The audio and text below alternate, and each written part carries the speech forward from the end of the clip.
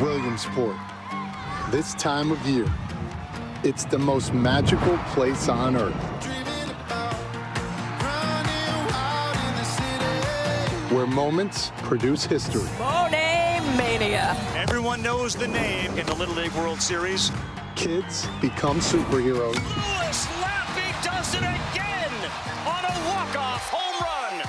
And dreams come true. Toms River, New Jersey win the Little League World Series.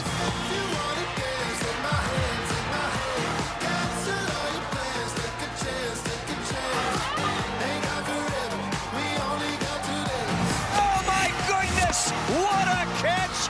Gone! That's how you break out of that slump. Man, do I love Little League baseball. The ride starts now.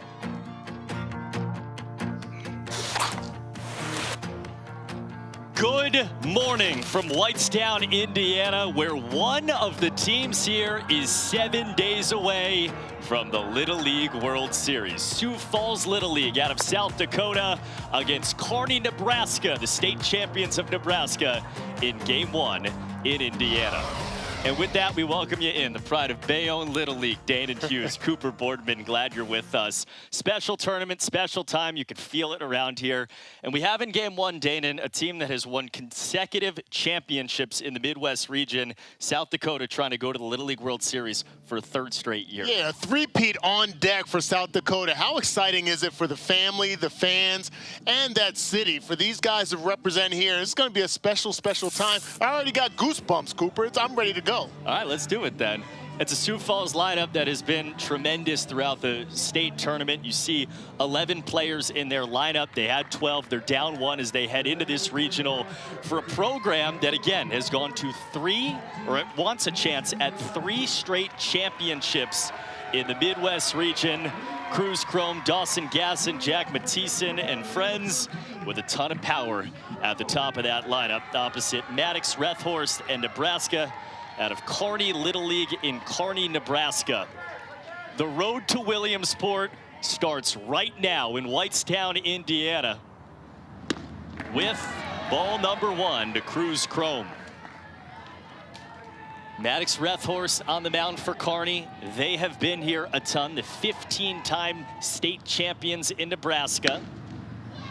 Rethorst is the only player that was on last year's team. It's a unique scenario. It's so hard to get here, Danon. Both of these programs, both of these town Little Leagues were in this regional last year. Yeah, very familiar with each other. As you mentioned, Maddox on the mound. Comfortable here for the 2nd straight year. Looking to take down the defending champions. I mean, we get this right on deck 9 a.m.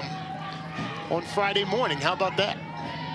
Maddox Rethorst was an 11-year-old on last year's Kearney Little League team from the middle of the state of Nebraska. And there is our first hit of the regional. Cruz Chrome to center. And that's how it begins for the 2-time defending champions, Sioux Falls Little League. Well, Cruz Chrome, the coach's son, gets it done. Table setter for South Dakota. This is a breaking ball that just gets a little bit too much of the plate, and that's an excellent job of plate coverage by Cruz. Poking right over the outstretched arm of the shortstop, Smith. Dawson Gasson now. Power in his bat. He takes inside from Rethorst. See this a lot, especially early on. Even though Rethorst has been here, done that, you can sometimes see the strike zone go in and out early in these games. This is a moment that all these kids have been dreaming about and talking about for months and years. In play left side, backhand stop at short, and Smith makes the play for the first out of the regional for Kearney, Nebraska. A nice smooth play by Ryan Smith at shortstop. A tall, rangy kid with a good, strong arm there. Thought maybe he had an opportunity to get Cruz at second, but went for the sure out at first. Number 14, Jack Mattison. Jack Mattison now hit .647 in the state tournament for Sioux Falls as a runner goes to third, but they call foul ball. Home plate umpire Andrew Kelly, Brian Jackaway at first, DJ Rose at second, Sean Simpson at third.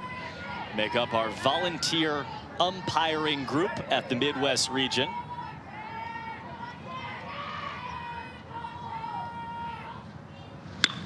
Hard hit, but foul when it's 0-2 for Maddox Rethorst. You can tell, you talked about the pedigree of this Sioux Falls team, two-time defending champ. Just because these guys haven't been on this stage doesn't mean they don't take on the DNA of the city and represent. They're getting out there swinging the bats. Very aggressive approach. Take a high fastball there, just outside the zone. And I think, Cooper, that's a product of the coaching right there. You have the kids be relaxed, go out and play baseball. Out of 1-2, again, fouled off. You're wondering about like the nerves pregame. You see like some stony faces. Nah. No. The joy in the batting cages, in front of the dugouts, in the dugouts. Cha-cha slide to get them loose before the game. I was hoping for a cha-cha slide out of you, but you know, it's a little early. I get it. 10 a.m. I almost pulled a muscle getting out of the car. Don't think I can do any cha-cha slides anymore. You and I got a 1:30 game, so we're working on it.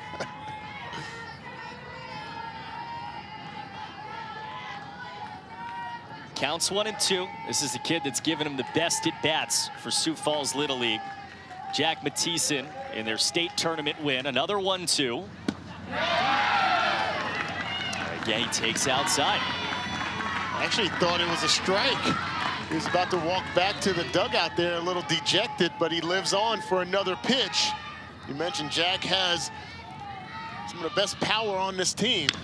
A little at bat here, tone setter for Sioux Falls. Last 75 years in the history of the Little League World Series, there are only 2 teams that have ever three-peated.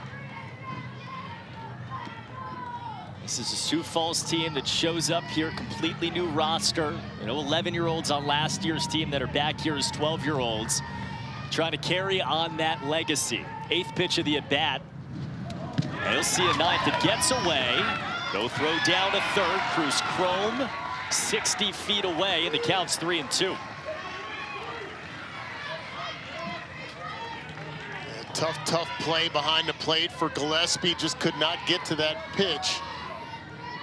Wild pitch advances Chrome to 3rd base, as you mentioned. 9 pitch at bat so far. Here comes. How about 10? How clutch is this to be able for Jack Mattison in the batter's box, swinging the bats and being very aggressive. And Cooper, the biggest thing about the dynamic of this Little League structure is pitch count. In play, 3rd base side, that was fumbled but held. The throw does not come from Cohen Lucian. And Jack Mattison gives South Dakota a 10-pitch at bat and then a hit.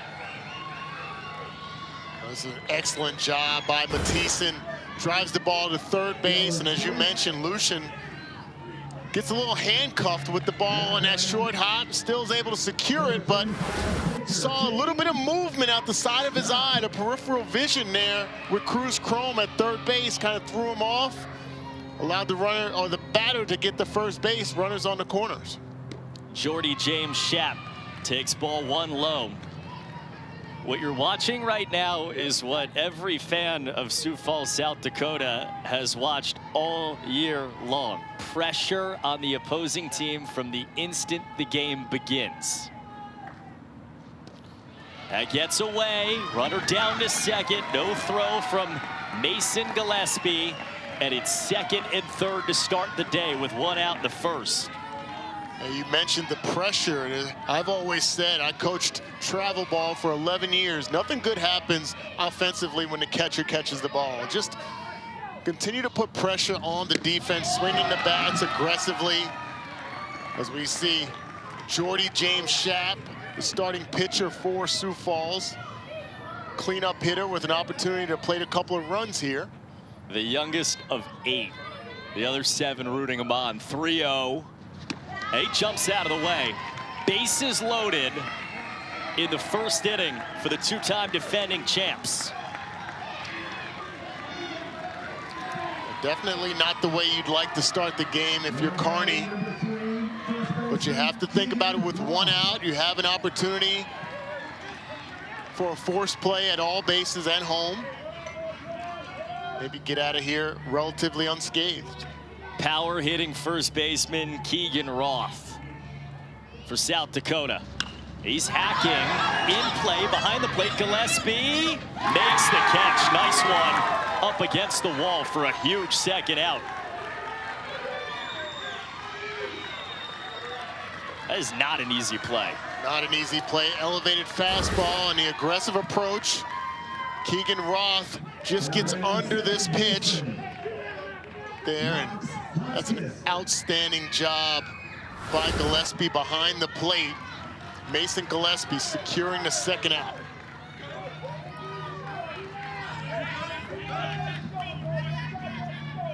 Bases loaded, 2 down in the first inning. Just underway in the Midwest region.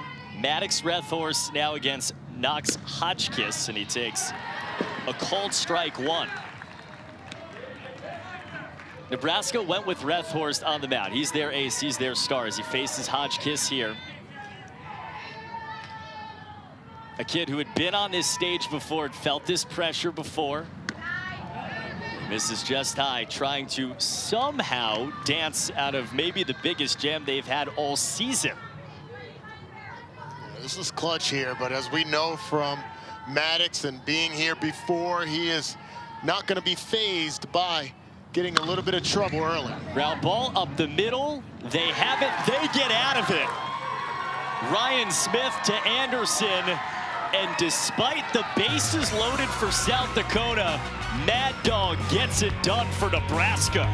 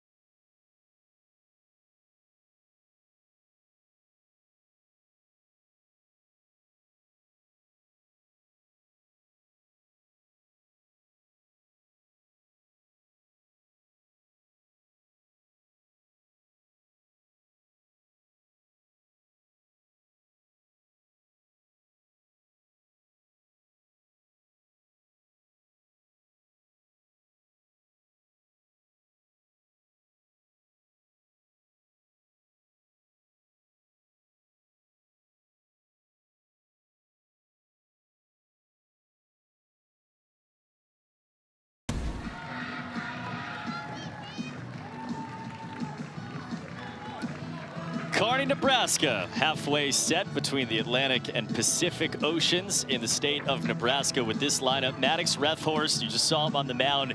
He is their best hitter, the only returner from last year's team. Ryan Smith, Colin George, Mason Gillespie. There's a ton of power. You and I saw this team last year. Yes. And they were described to us as a bunch of corn-eating boys. And they played up to that. They hit a ton of home runs. This team is a little bit smaller, but they are offensively just as good, if not better. Yeah, it's very imposing offensively.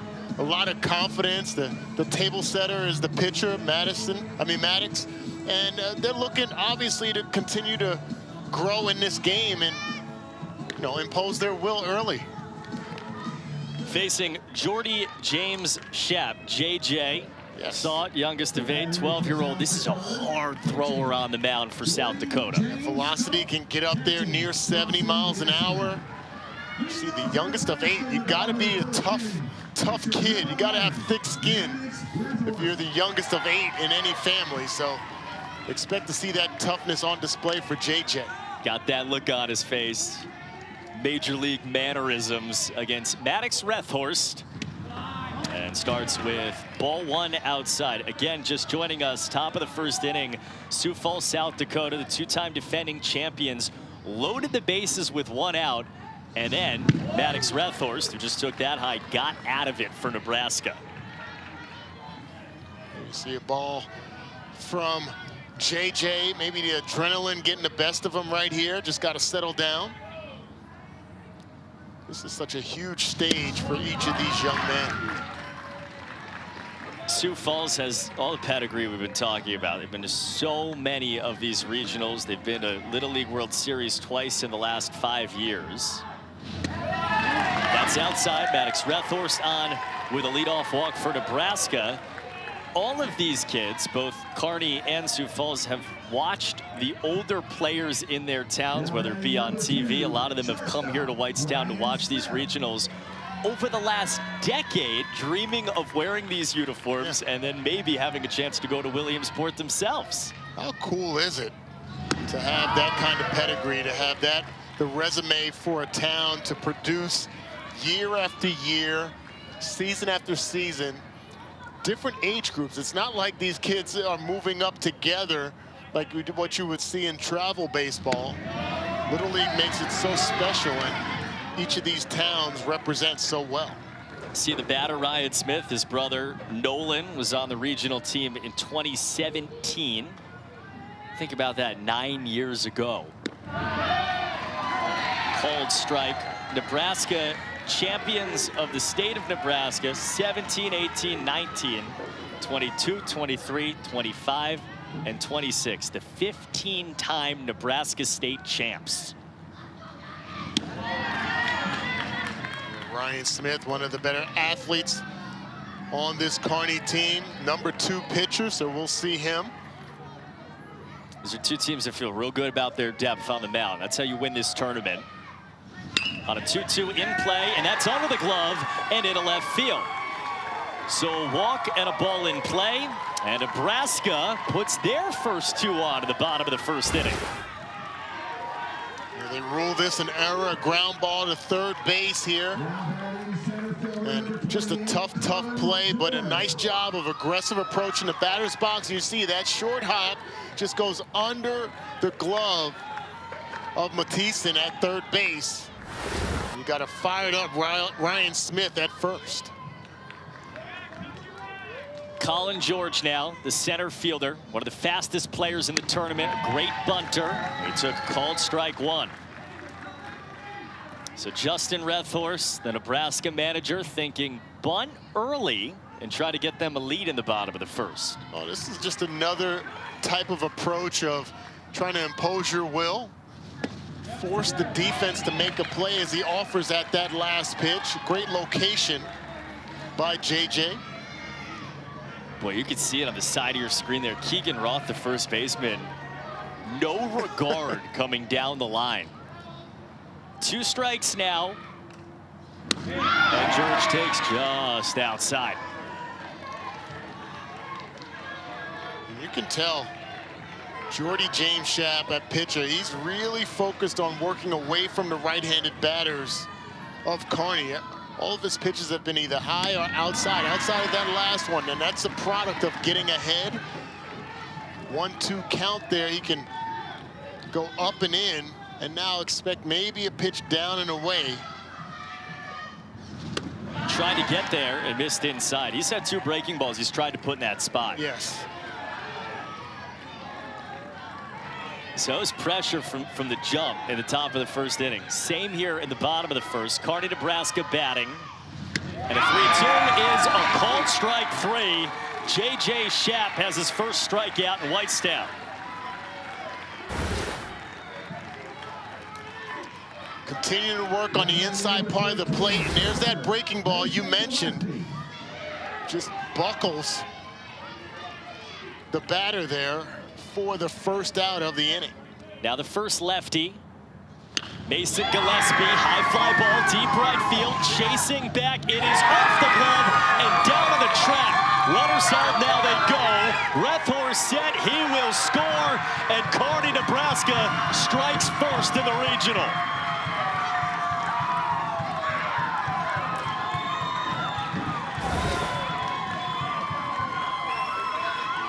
Mason Gillespie, dynamite behind the plate, and then steps into this breaking ball, drives it just off the glove of Arts out in right field. Kellen Arts just could not track it down.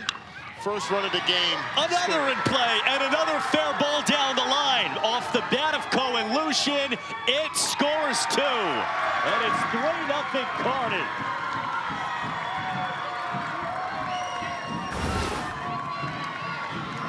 And we praised Sioux Falls for their aggressive approach in the batter's box, and here you get it again.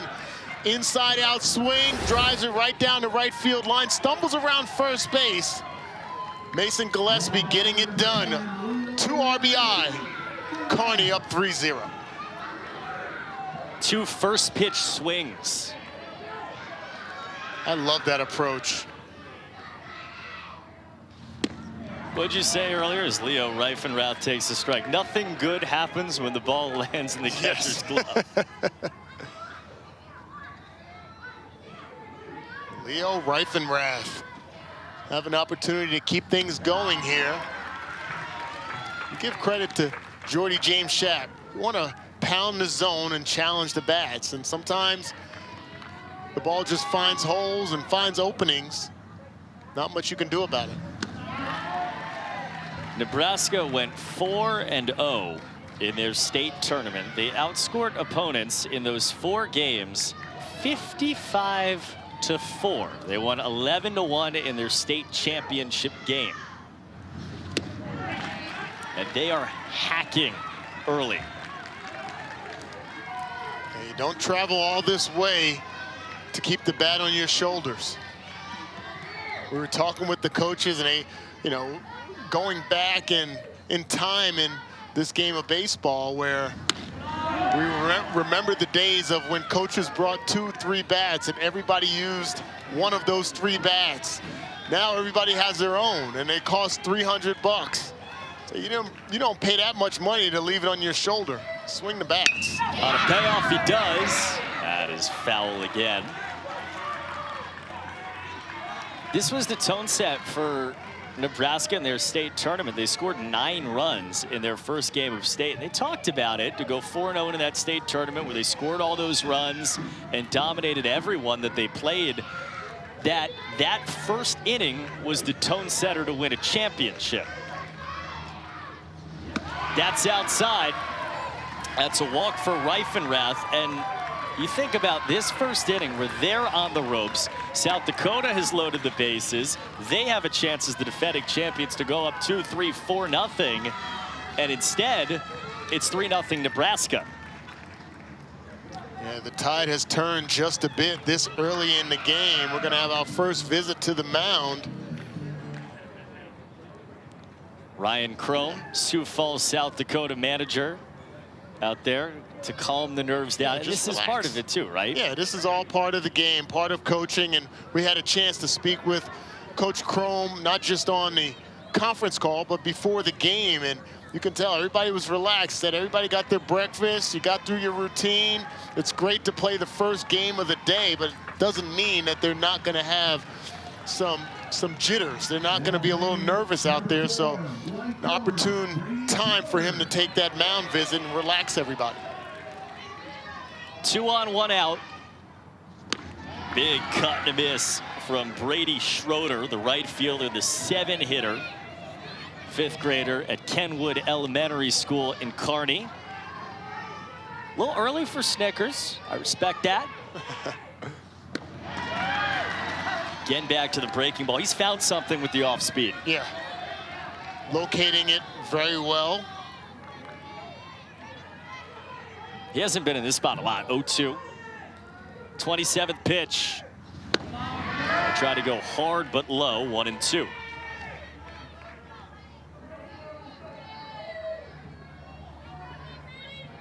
Lucian at second. Reifenrath at first. The 1-2. Another hook and a strikeout. Second K for Jordy James Schaap, and a huge second out in the first inning for South Dakota. I give some credit to head coach Ryan Chrome going out there, settling them down, and then executing that pitch, that breaking ball, as you mentioned, Cooper. Really working well for JJ. Gets that second out. Grady Shapley, the batter. Another curve and another strike. The hook is on now. You throw a curveball like that at 12? Yeah, curveball, breaking ball was my best pitch back then. And just like JJ, what we're seeing, anytime I got in trouble, I always felt more confident with the breaking ball, which is a little bit outside the norm. You would think fastball is what you throw when you're playing other positions, four-seam fastball. That would be your go-to, but sometimes it's the breaking ball you have confidence. Another hard hit ball, that's in a gap, and that'll score at least one.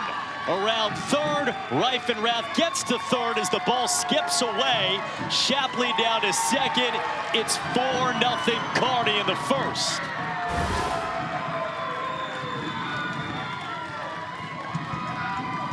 There's a pitch, the breaking ball just a little bit up, and give credit to Grady Shapley. Stays right on it, drives it to left center field. And right here, you miss the cutoff, allows Shapley to get to second base, but aggressive base running. Now second and third with those 2 outs. Augie Pulliam now.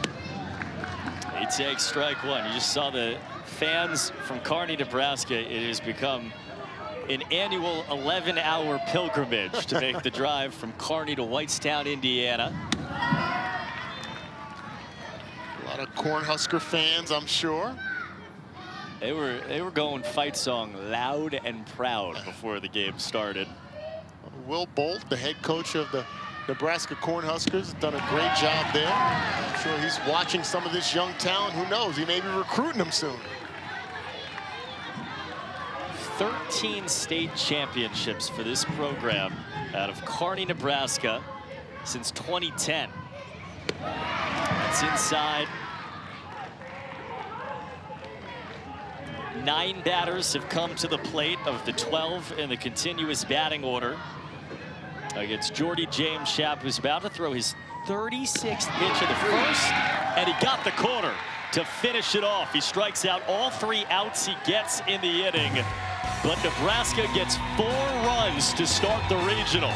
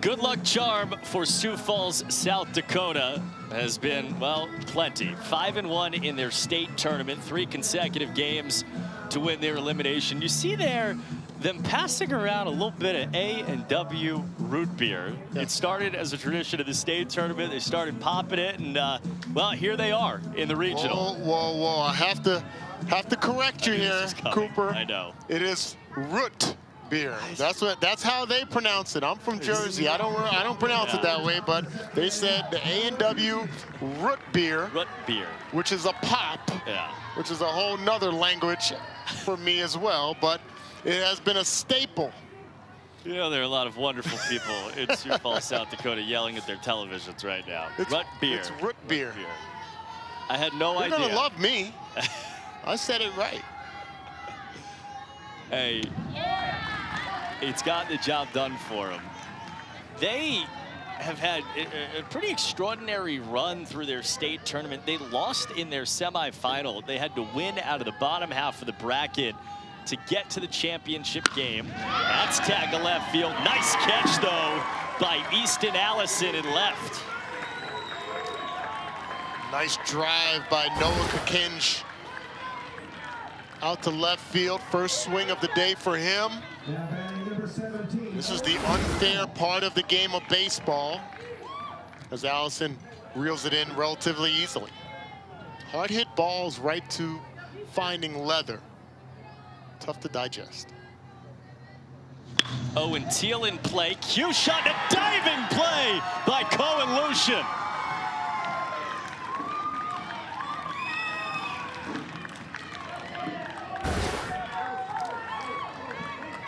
The hot corner staying hot. Cohen Lucian right there.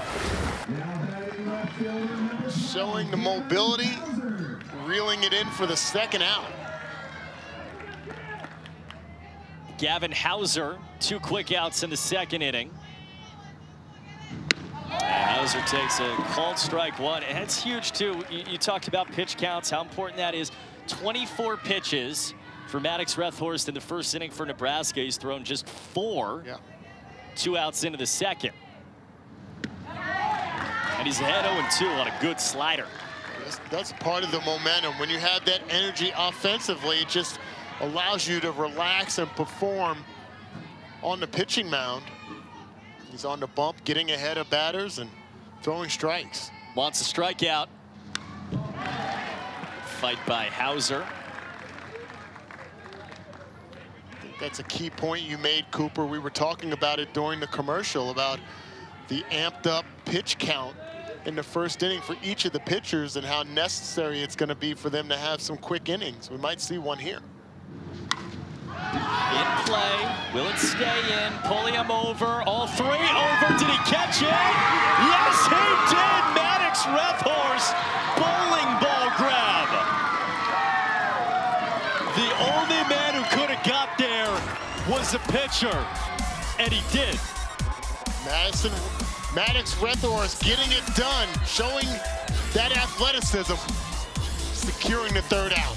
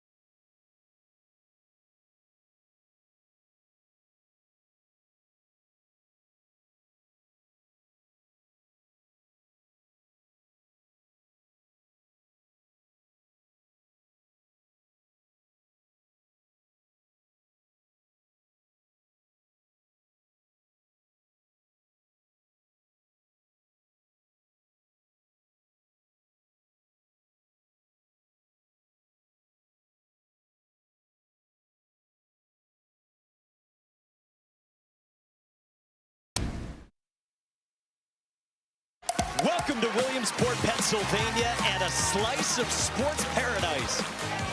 Hammered, gone! Up and out of Williamsport. Are you kidding me? Lay out like a superhero. Great baseball ahead. Here we go.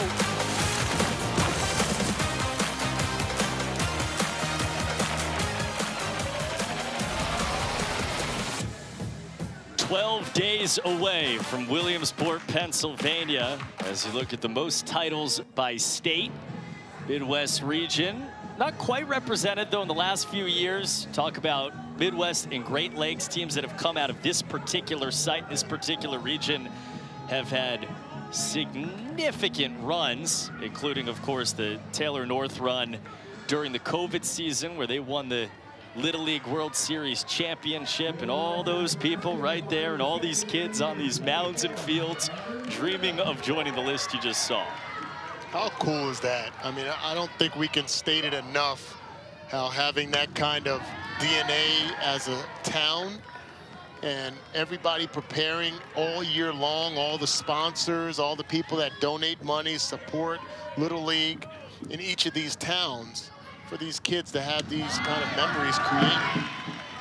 You talk about legacy programs. These are two of them on the global stage of Little League. Sioux Falls has been in the Little League World Series each of the last 2 years as the champions of South Dakota, wearing the blue. Kearney, Nebraska is still dreaming of getting there for the first time, but they've been in this regional now for a 15th time. And after 4 runs in the first inning, off to a good start as that came inside, did not get a piece of Adam Binderup. It's always fun to connect with the coaches and hear about the stories and how they got to this point, some of the things they had to work through. I think one of the more impressive things. Binderup takes a called strike 3. Big bounce back for Schaap. Yeah, Schaap really settling in right now. As we mentioned, got to be cognizant of that pitch count, and one way to do it is to get ahead. And there's that fastball, just works in on the hands. Right there, just buckles them. Third strike taken, another backwards K for JJ. 4 outs recorded for JJ. All 4 of them have been strikeouts. He faces Easton Allison. This is the 11 hitter in the continuous batting order for Nebraska. E-Money takes a strike, 1-1. You're saying a second ago, it's so fun to talk with these coaches because all of them, along with the kids and adults, are like on the ride of their lives right now. And just how they got here, you consider, you know, this team and, you know, the dynamic of juggling travel baseball and Little League baseball, and a lot of times one entity wants to dominate the person's time and money, obviously, but yet hearing the stories of how they work together. Tough play off the bat of Allison, and it is reeled in. Kokenge falling backwards, stands up with the baseball. We're seeing all kinds of athleticism. That Maddox Rethorst tracked down a foul ball, and right here, likely the center fielder's play, looked like he was camped under it. Cruz Chrome was right there. Fortunately, there was no collision. They're able to secure the second out. Reed Anderson, the second baseman, takes a strike. You can see it from Jordy James Schaap, who pitched on the mound in the first inning for the first time in this regional. This is a guy that looks more comfortable in the second inning of the biggest baseball stage of his life. Just sometimes you need a chance to take a tick and exhale and just relax. And there's that breaking ball again. It works so well. It starts out at that front shoulder of right-handed batters. A lot of times you could, by using that protective gear, Cooper, that's almost more of a target for pitchers. And like, I remember throwing my sweeping breaking ball where I would really aim at the elbow of a right-handed batter, and that seems to be one that gets away from JJ there. Reed Anderson got up, fired up the boys. He's on. This is the other part of the big inning. In the first inning for Nebraska is they brought 9 to the plate. Well, that was their 12th hitter who just got hit. Looks okay. Austin Persinger checking on him. He's good, I swear. And now it's the top of the lineup for Nebraska. Again, back up with Maddox Rethorst. Yeah.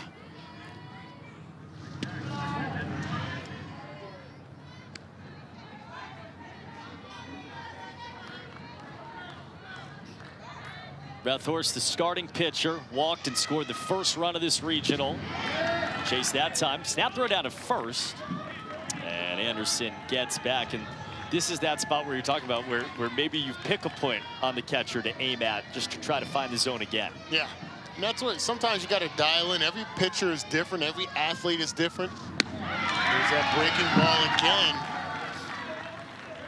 Seem to be getting a little bit more movement on that breaking ball also. Getting close to that 12-6 dynamic. Pitch is swung on and missed in the dirt. Nice play down to first as the throw's made by Gasson. 5 strikeouts for J.J. Schaff. He posts a 0 in the second for South Dakota.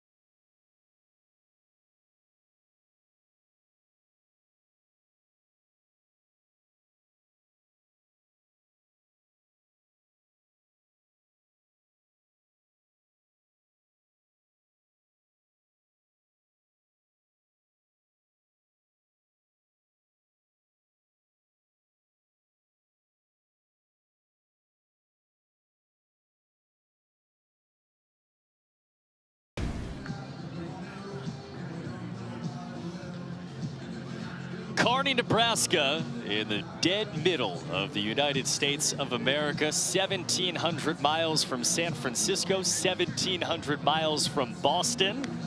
In Heartland, America, they have made the drive. 11 hours here to Whitestown, Indiana, from the Sandhill Crane capital of the world. This is what to know about Kearney, Nebraska. Every year, 500,000 of these beautiful birds descend upon Kearney.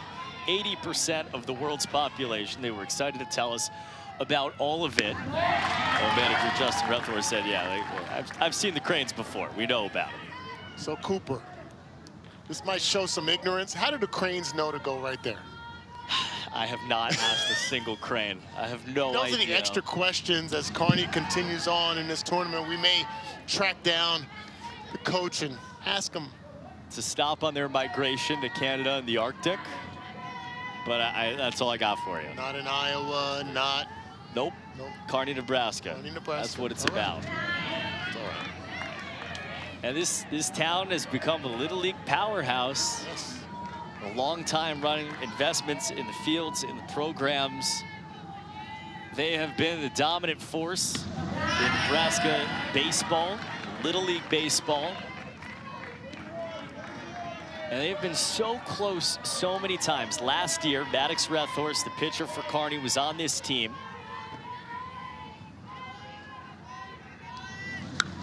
They were 2 wins away from the Little League World Series when they lost 1 game away from the championship game here in Whitestown. And the loss came to Sioux Falls, South Dakota, the team they play today. Kellen Artz, the batter. Rethorst looming over that glove. Comes back and just missed outside. A base runner for Sioux Falls Little League on a walk from their 10-hitter. Mr. Hustle, they call him, Kellen Artz. Well, when we got a chance to speak with head coach Ryan Chrome, he spoke so highly and glowingly of the bottom of his lineup and said part of the reason of their success has been how their bottom of the lineup has come up clutch in each of their games, especially in the state tournament. He believes that they have a balanced and dangerous lineup. That's what you need, bottom of the lineup production, especially when you're down. Kyler Seafeld takes inside. Reminiscent of last year's Sioux Falls team, which beat Kearney in that game to go to the championship game here. They won the championship and went to Williamsport, became town legends. They won 2 games in Williamsport. Max and Snoozy became the story of that tournament in so many ways. He struck out 11 in one game. He struck out 14 in another, as Sioux Falls made a very deep run in Williamsport in the United States bracket. Snoozy, now older, he's aged out. I'm sure he's watching. Hello, Max. And Kyler Seefeld, the batter here, is his next door neighbor. There you go. In Sioux Falls, South Dakota. How about aging out at 13? There's plenty to go for him. Diamond just got a little bigger. I'm sure he's punching dudes out. It's 3-1 on Seefeld. What a cool side story is they had Snoozy come back and talk with the kids about this experience. And think about at 13 years old how you can have an impact on kids that are just 1 year younger than you. In play, center field, base hit, a race to second. That's won by Kellen Arts. A single for Seefeld. And here comes Sioux Falls to start the 3rd inning. 11th man in the batting order. This drives it right back where it's pitched, and you can see the aggressive approach by George out in center field, trying to get the force out at second base. Because of the dimensions of the Little League field, you have opportunities for outfielders. Bunt goes from third base side. The throw goes to third. It gets away. Arts gets up. He's coming home. He scores. South Dakota has its first run of the regional.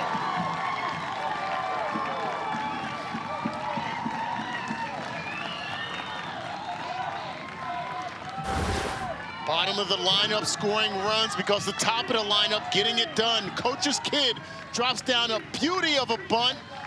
Defense opts to try to get the force out at third base and just heads up base running by Kellen Arts to score the first run of the game for Sioux Falls. Justin Rethorst, Nebraska manager, out to give his kids a breath in this 3rd inning.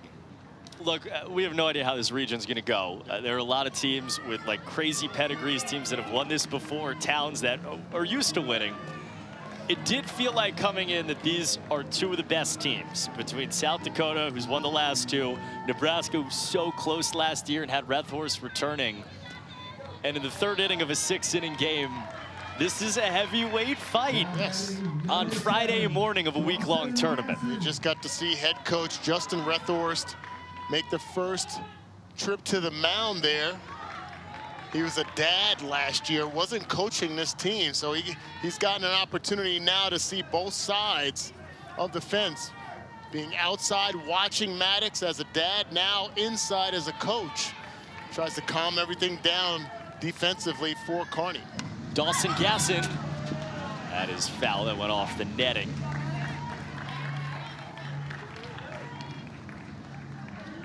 Yeah, Justin Rethorst was one of those fans biting their nails, watching from behind where you look at now. Counts 1-1, Dawson Gasson trying to lay down a bunt. He does square. Infielders crash, first base side from the knees, the throw to third, what a play. Augie Polium couldn't get up, and he got the out at third.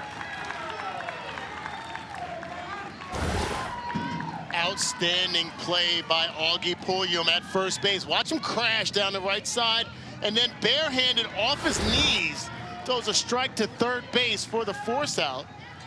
The first out of the inning. Excellent defensive gem by Polium. Now the 3-hitter, Jack Mattison, their best hitter, led them in hits and RBIs and runs scored in the state. Big time slider starts him off for strike 1. Nice frame behind the plate by Mason Gillespie. Really done a fine job as the backstop for Kearney. Hard hit left side, that's through the infield into left field. Allison fumbled with it, though got right to it. Chrome to third, bases loaded for South Dakota. Putting the ball in play, putting pressure on the defense, and Jack Mattison, a breaking ball that just hangs on the inside part of the plate, punches it out to left field. Sioux Falls bases loaded. For J.J. Schaap. Tying runs on base, go-ahead run in the box for the power hitter for South Dakota. That's ball one. This is the dream scenario for Sioux Falls. Absolutely. J.J. in the batter's box, trying to help his own cause on the mound. Has an opportunity as Maddox Rethorst has his 50th pitch here.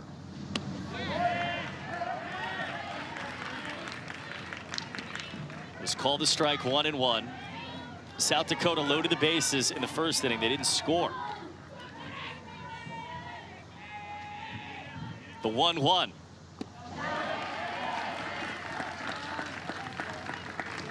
Two balls, one strike. Two-time defending champions in the regional. Sioux Falls Little League, state champions of South Dakota. In play, right side, chance for two. Anderson second, one. Smith to first, and it's a double play! Another great escape for Maddox Rethorst. 4-6-3 double play. Converted perfectly here. Stumbles out of the batter's box, but watch the strong throw by Ryan Smith to get it done.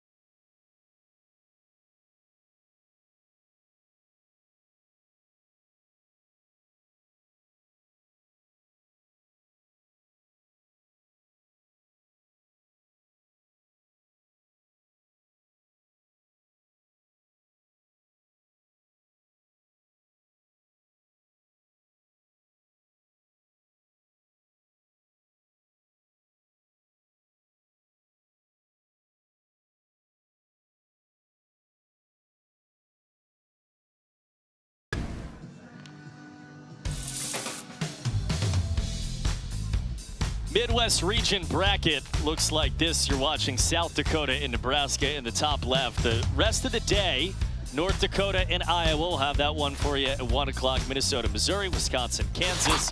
You win the Midwest. Of course, you go to Williamsport.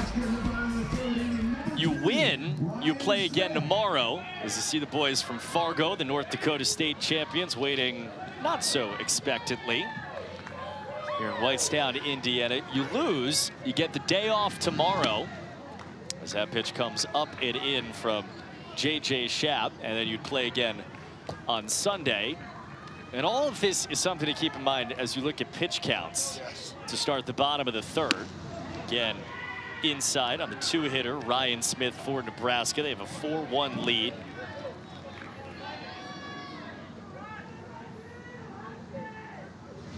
If you lose, anybody that you throw that stays under the 20 pitch mark would be eligible to pitch again on Sunday in what would be an elimination game for whichever team doesn't win this game.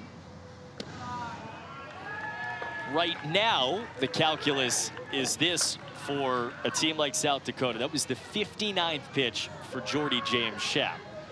If he hits the 66 pitch mark, as he misses low ball 4 to Ryan Smith, he's going to have to observe the 4 full days of rest. If it's 65 or below, as you see here, it would be 3 days rest, and you get him back earlier for what would be elimination games the rest of the way. The only caveat to that is the number that you're at when you begin the at-bat is how they tally it. So if he's under 66 pitches when he starts an at-bat and then they take him out after, it would be 3 days rest. Again in play up the middle. Tough play, but maybe a double play in the dirt.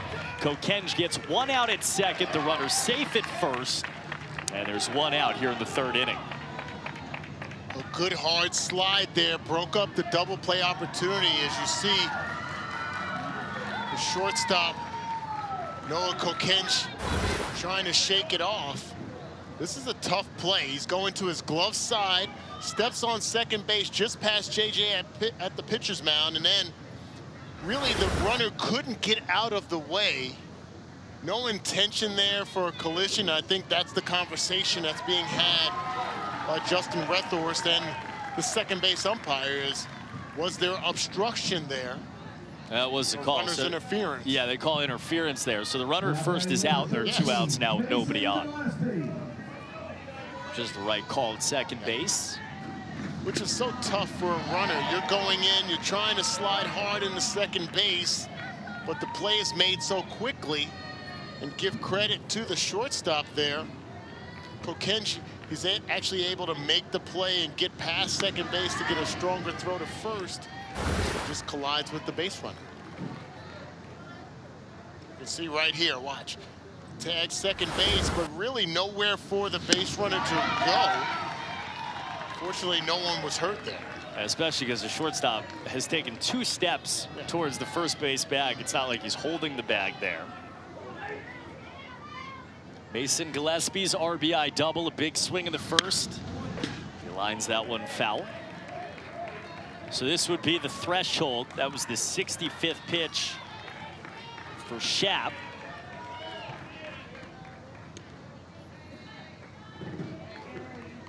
Another aspect of pitch count that comes into play we'll likely see later in this weekend is the catchers and how many pitchers, how many opportunities they have behind the plate, as well as being able to transition to the pitcher's mound and how that factors in as well. 2-2 is again hacked right at third. A catch by Mathisen ends the inning for South Dakota. Scoreless third inning thanks to the double play for Sioux Falls. We got a 4-1 game as we head to the 4th inning of a 6-inning game in Whitestown.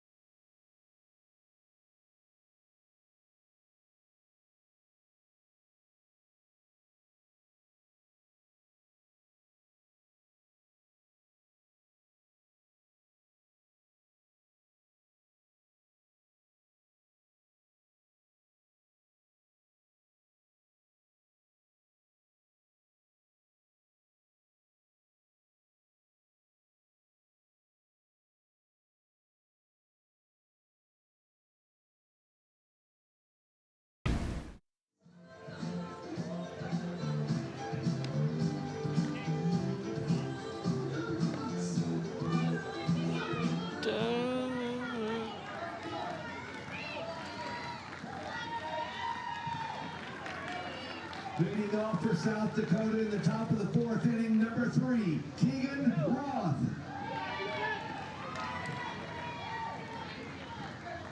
Game in the 4th inning as we welcome you back to Whitestown, Indiana, alongside Dana Hughes, Cooper Boardman. Maddox Rethorst back on the mound for Nebraska. And he delivers a strike to Keegan Roth of Sioux Falls Little League of South Dakota. Nebraska scored 4 times in the bottom of the 1st inning after Rethorst escaped a bases-loaded jam. And then in the third inning, he allowed a run, but had the bases loaded with one out and got a massive 4-6-3 double play, Dana, to keep this a 3-run game. So far in this game, Cooper, I've been really impressed with how the defense has backed up the pitching. It hasn't necessarily been the top pitching performance on either side. Each pitcher getting in a couple of different jams, but the defense bailing them out. Good team play. That's why these teams gotten to this point.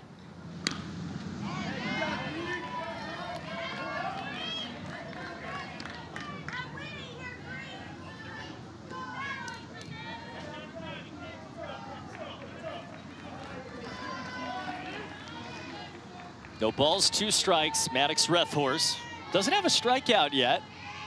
57th pitch of his afternoon on the pitch count.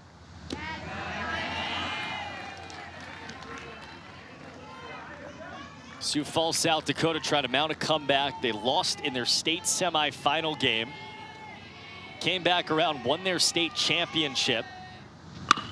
In play, left side. Another smooth play by Ryan Smith, but it's in the dirt. And that's a leadoff base runner for South Dakota again.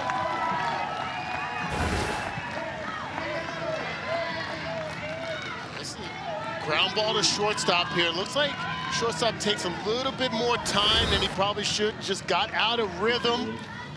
Another Sioux Falls batter reaches on error, opening the door up for opportunities. Try to take advantage of miscues by the defense of Kearney. Knox Hotchkiss, the second baseman, takes strike 1. You said it earlier. The bottom of Sioux Falls' lineup has won them games throughout the summer. And we're in the 4th inning of a 6-inning game. This is their 6th hitter, Hotchkiss, setting the table for the next 5 in the lineup as he takes the ball 1-1. They want this part of the lineup to do it again right now. Yeah, sometimes the bottom of the lineup has to pick up the top of the lineup, and we've spoken to several coaches that assemble their lineup differently, have different philosophies, and it works well. That's a single. That's another big hit from this part of the lineup. 5-hitter reaches on an error. 6-hitter singles. 2 on to start the inning again. This is a great job by Naj Hotchkiss. Right there, just a level swing, not trying to do too much with it. Stays right on top of the ball, drives it to left center field. 4th hit of the game for Sioux Falls. See if Noako Kenja's going to square around here. Corner's expecting it. Let him hack. He takes outside. Sioux Falls is low to the bases again twice in this game. They have been close to completely opening it up 2 times. And Nebraska's just made a couple plays.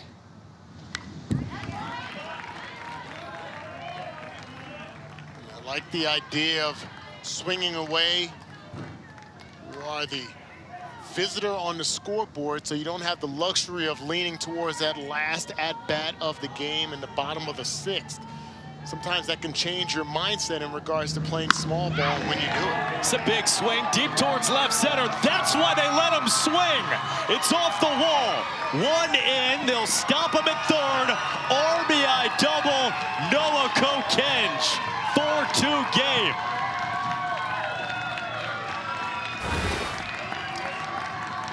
Another excellent swing this time by the starting shortstop. You see, just gets a little bit of lift there.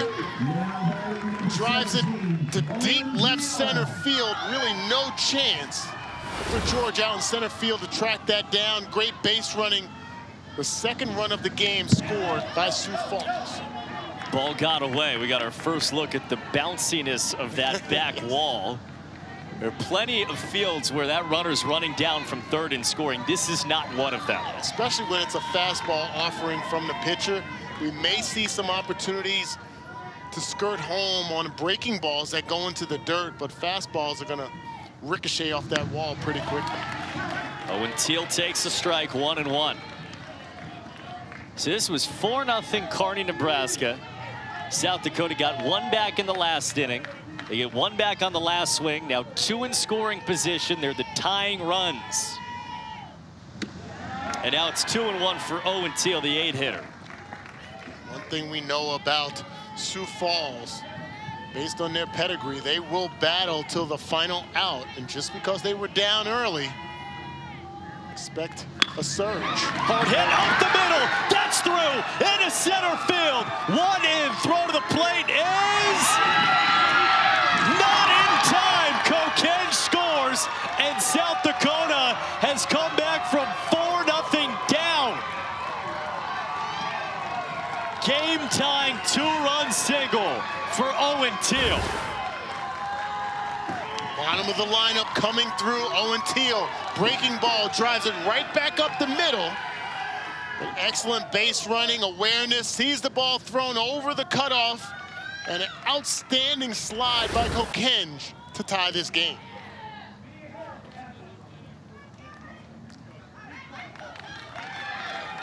Justin Rethorst on his way out. I think he might be, well, we'll see, at least for a conversation with his son Maddox. It was 4-0. A 2-run single by Owen Teal makes it 4-4. And now it's a decision for Nebraska because Rethorst is just past the 65 pitch mark on that last batter. So if he throws another pitch, now it's 4 days rest. He can go all the way up to 85. Well, make no mistake about it. These teams didn't get here by leaning on one arm. They are full. They have an arsenal full of arms that can really step up and pitch either of these teams to victory. And they're going to make a change. Cohen Lucianon out of the Nebraska bullpen. The game is tied in the 4th inning when we come back.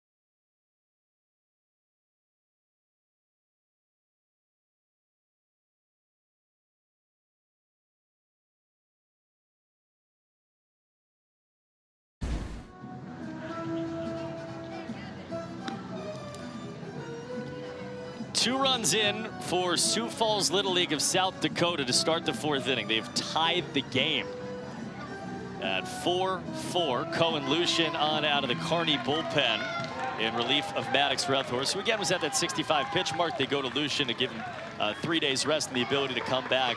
And this is one of the best strike throwers we have in this tournament. Yeah, he can ramp his fastball up to 70 miles an hour. He's playing the hot corner at third base, going to come right over and try to get them out of the jam. Starts off Gavin Hauser with strike 1. Sitting there waiting for heat, and he drops in the curve. Owen Teal's on second. He just knocked in the tying runs. I just love the confidence that these kids display on the mound on this stage. Now pitching for Nebraska, number 31, Cohen Lucian.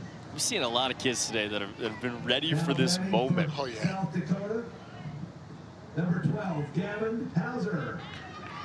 Count 1-1 on Hauser. He's hacking, and it's 1-2.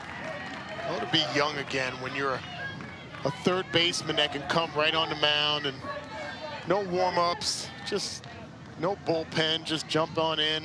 How long were we in commercial? Like 30 seconds? Yeah. Good. I had to stretch out during the commercial break.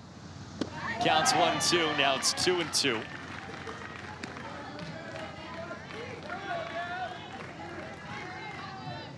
facing the 9-hitter of the 11 in the order for Sioux Falls, South Dakota. Kearney, Nebraska in the white and the navy. 2-2 swung on and missed. And there's a strikeout right off third base for Cohen Lucian. Pounding the zone, good, strong, firm fastball by Lucian. And he has that little bit of a cut fastball, works away from the right-handed batters and up in the zone, elevated, right past Gavin Hauser for the first out. Rethorst went 3+ innings, didn't strike out a single Sioux Falls batter. Lucian K's the first on his first, now faces Kellen Arts. And misses outside. It's a cool thing a second ago watching Hauser go back to his dugout and Arts come back out, and they're talking to each other. Yeah. These kids know the game of baseball. The game has really been elevated at the youth level with the travel ball and obviously the advancing of Little League Baseball. We talk to the coaches and they speak about how it's 365 days. Some of the complexes and indoor facilities that they are privy to, that they're able to just be more students of the game. It's great to see that on display when they're trying to help each other.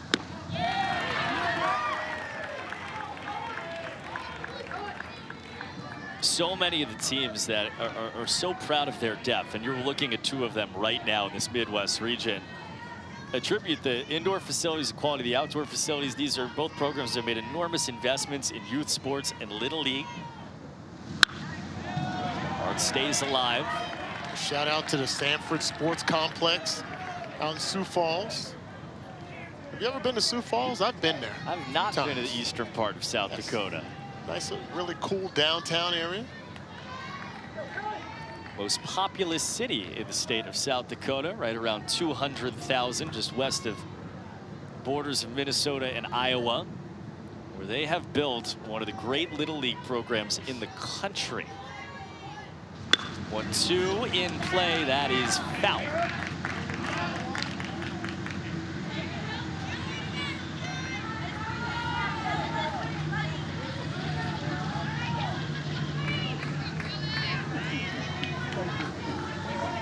It's 4-0 Kearney. Now it's 4-4 in the 4th inning. Place your divots.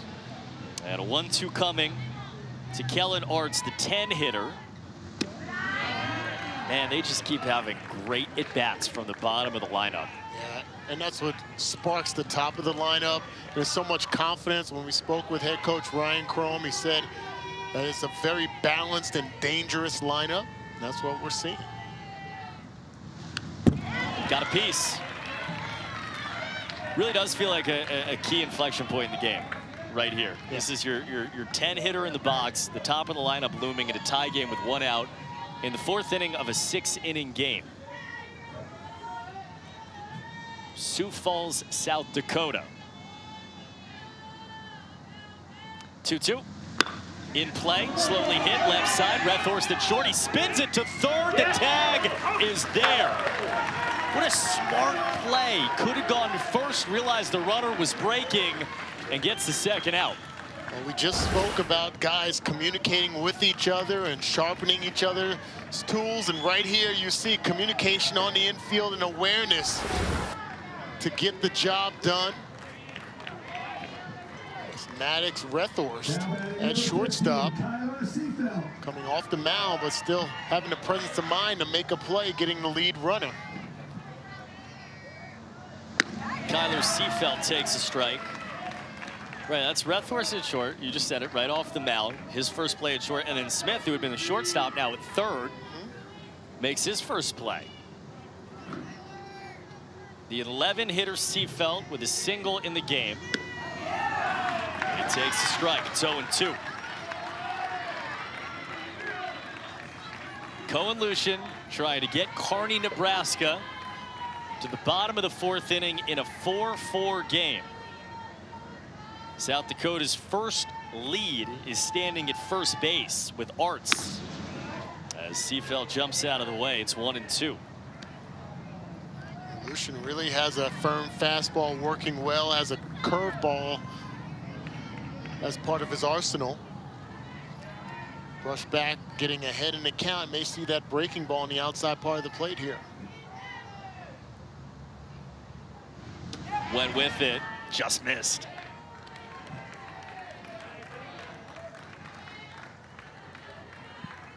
Where you go now? I think you work inside with the fastball. Brushed him back with the fastball early, try to jam him here. 2-2. Went upstairs and got the swing and a miss on Seafeld. 3-4 South Dakota in the 4th inning. We got a tie game in the opening game of the regional after this strikeout. High heat from Lucian gets him out of the jam, but as you mentioned, tie game, new ball game here. Game 1.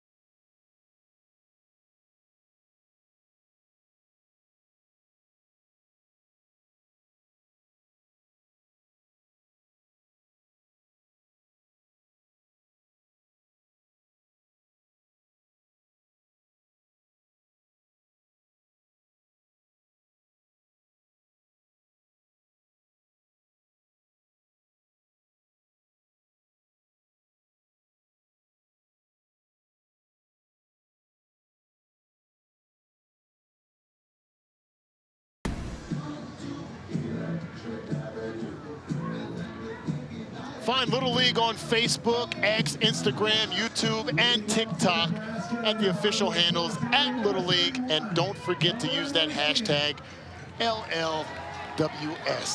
I would never forget that. David Hughes. We also hope both teams have fun, for the record. Well, we're having fun. We need somebody with a sign out there that talks about us. Yes. Isn't this about us? It's not about the 12-year-olds? I have like horrible news for you about that. It's a big sign. I'm having fun, I know that. Oh, what a game we've got. As we welcome you to the fun. Up the middle, base hit. Welcome to the bottom of the 4th inning on a knock for Nebraska's Cohen Lucian. This is a game that feels like it's got a lot of twists and turns to go. Absolutely, and a great job, Cohen Lucian trying to help his cause here. Aggressive, drives the ball right back up the middle, past JJ on the mound. Get things going for Kearney again. And it's just like a heavyweight bout where you're seeing punch, counter punch, 4 runs scored in the 1st inning. None since. And now Kearney trying to get things going here in the 5th. Leo Reifenrath, now the runner is hung up between 1st and 2nd. The throw into right center field. Lucian gets up, throw from center is not in time. Lucian singles, he steals 2nd, he gets to 3rd, and Nebraska's got the go-ahead run again on 3rd. Taking advantage of miscues, we've seen that work well for each team, and right here, just a delayed steal, challenging the catcher behind the plate. Gasson just could not make an accurate throw. That was knocked down at short. Throw to 1st is in time, and the run scores. Lucian home, RBI ground out. Reifenrath, 5-4 Kearney. How about this play? Breaking ball, drive right to shortstop, and Kokench couldn't secure the line drive, but still has the presence of mind to throw a strike to 1st base. But as you mentioned, the runner scored. I think they're going to challenge whether the 1st baseman was off the base. I thought he got off a little bit quickly there. And Justin Rethorst, the head coach of Kearney, asked for a challenge. review this here. But watch Kokenge on the throw. Tries to secure the line drive. Has a presence of mind of where the ball is and throws a strike to first base, but I thought Keegan Roth might have gotten off the base a little early there. Umpire's right on top of it. You see the safety bag on the outside. It's where the runner is going to run through. Not sure you can see a clear angle as whether Roth got off the base. Right there, you can see, oh, did he get off a little bit early, Cooper? Not sure. Hard to tell. I think it's in his glove with his spike on the bag. No reason not to challenge. You get 2 of them. Yeah. Unsuccessful in the first 6 innings. You get added one in extra innings. And also, if you're successful, you just keep having them. Right there, the ball is in his glove. The foot is off the base, but as you mentioned, whether it was on the base when it went into the glove, that's the big question. And the hope is for Nebraska, this challenge is that you're opening up a bigger inning. Just not sure there's enough to overturn the call that was made on the field. Umpires Andrew Kelly, Brian Jackaway, DJ Roche, Sean Simpson. They've had a lot of very close calls to make in this game, and our volunteer crew has done a tremendous job as we wait in the 4th inning of this 6th-inning game. Honestly, feels like the first time anyone's breathed all morning long in this game. Yes, a lot of action. It's 4-0 after 1 inning. Nebraska led. South Dakota chipped away. They really had a chance to make it 8 or 9 runs. They scored 1 in the 3rd, 3 in the 4th. As you see the challenge situation. But seconds after the game is tied in the top of this inning, Nebraska comes right back. Lucian, the single, he comes around to score. And the question will be, safe route? The answer's out.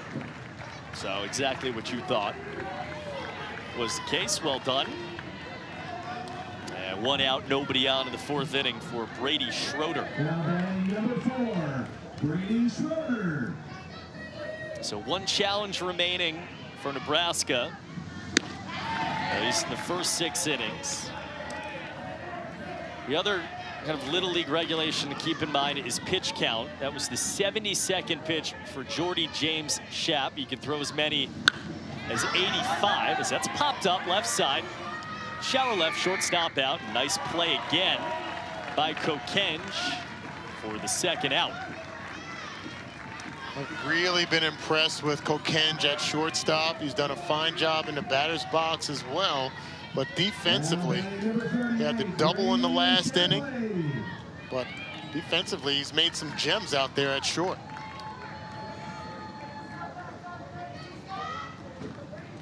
Always want your shortstop to be not just the leader of the infield, but the leader of the team, especially defensively. Whatever ball he can get to, he's done a fine job of tracking it down.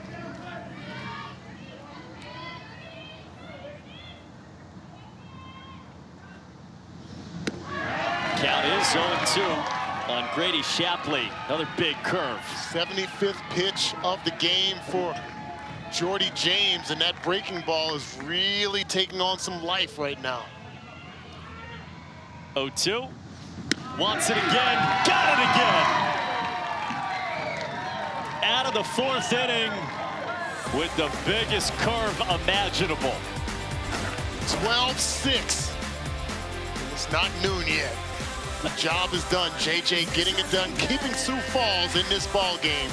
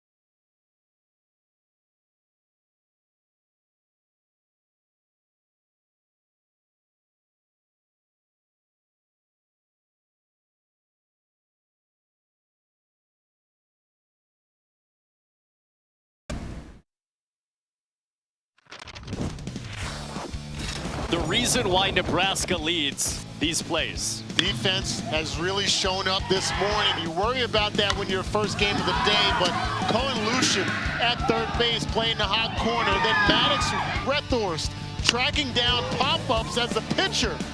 Bouncing off the mound defensively all around the infield. 4-6-3 double plays being turned. And yet, even with all these defensive gems, we got ourselves a ball game. Just a one-run game here. Kearney versus Sioux Falls. South Dakota, yes. Kearney, Nebraska. What a game it's been so far, Danon. First pitch outside from Cohen Lucian. This has been a lot of fun. Oh, yeah. I mean, it's just great just in itself to watch these young men come out and compete with so much on the line. They play relaxed, look like they're having fun. Little League does it in great fashion. Another big swing. That's got Green. That's got to roll to the wall. Off the bat of Cruz Chrome. Leadoff double starts the fifth.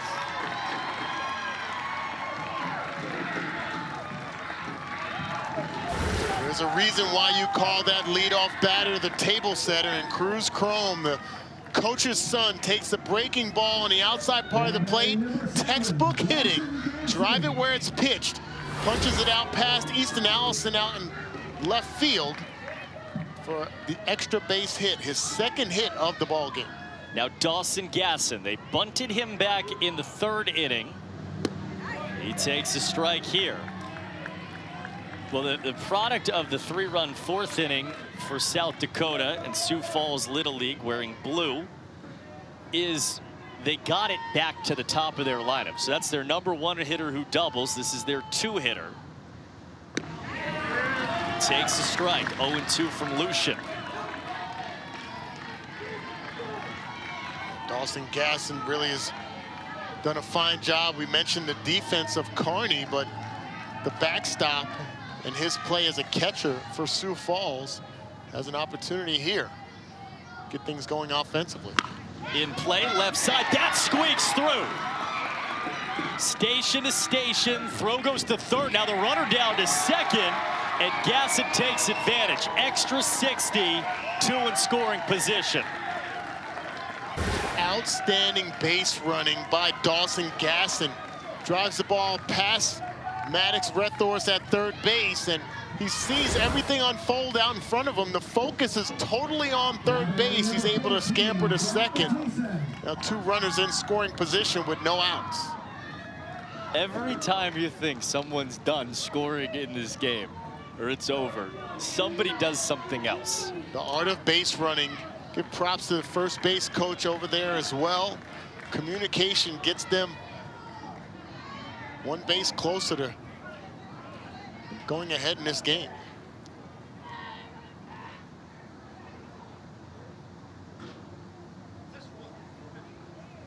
Time called. It looks like we're going to have an intentional walk. We will, from Mathisen. You totally get it. South Dakota's best hitter. He hit .647 in Sioux Falls' state tournament. But it loads the bases with nobody out for the power-swinging Jordy James Shack. Jordy James, really a workhorse on the mound. 76 pitches in this game.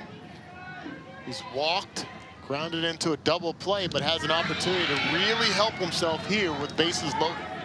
Took ball 1 low. You saw it as we started the inning, the 4-6-3 play that you were describing.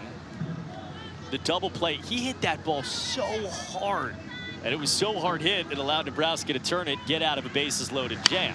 Takes this one down the line. That's a fair ball. It'll roll for a long time. 1-2 and throw comes in. South Dakota has its first lead on a double by Shack.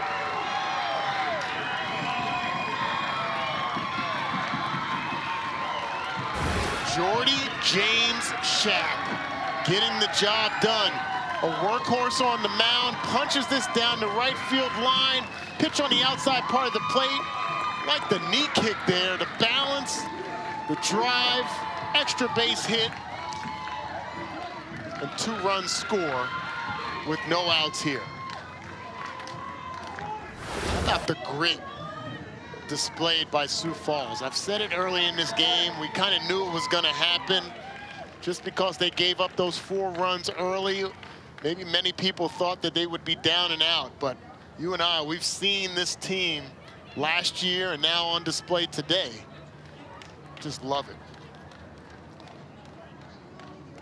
Kearney with the pitching change. Ryan Smith is going to take the ball on the mound and try to get them out of a jam. You just said it. They were down 4-0. They were down 5-4. And Sioux Falls, South Dakota just kept coming. 2-run double by J.J. Schaap, who, and you said a second ago, a story in itself where he gives up 4 runs in the first inning. We've seen so many times the pressure of the moment and all these things. It's so hard to refocus, but he's found himself, and he's been almost perfect basically since that first inning, kept his team in the game, and now he's got a chance to win his team the game. Yeah, I love the head coaching decisions of Ryan Chrome and staying with JJ on the mound, because there's a part of that where you can get down on yourself. You're not pitching well. You're not pitching your best, I should say. And then still, he's in the game, 76 pitches in, still feeling like he's in control of the game. The offense has really backed him up, and then he comes through with a clutch double. Amazing. Folks, you want to see some girls with game? Tune into an exciting summer of softball and visit littleleaguesoftball.org for great content, information about starting a softball league, and much, much more. Little League time of year. Greenville and Williamsport soon, Whitestown, Indiana. Here in the Midwest region, a 5-4 game turned to a 6-5 game. At the top of the 5th inning of a 6-inning game. Kearney goes to the bullpen again. Ryan Smith is on the mound. Men on 2nd and 3rd against Keegan Roth. Little sidewinder, that gets through. Runner coming to the plate, throw to the plate, gets through. 7-5 on a run home from Mathieson.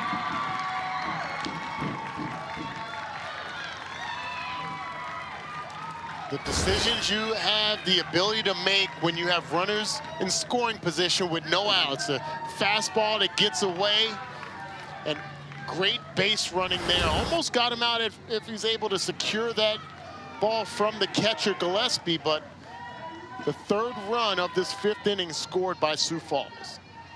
Infield in. Down 1-1 on Keegan Roth. You saw a power swing from a kid who's hit some homers this year for Sioux Falls.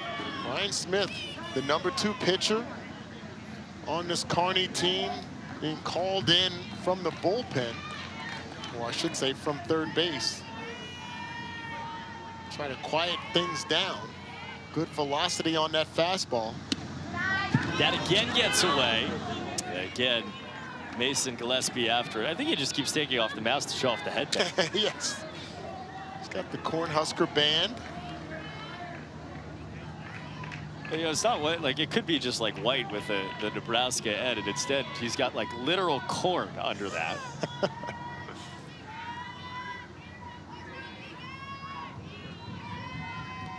2-1. Way outside. A little funk in this delivery from Ryan Smith. A little quirky delivery.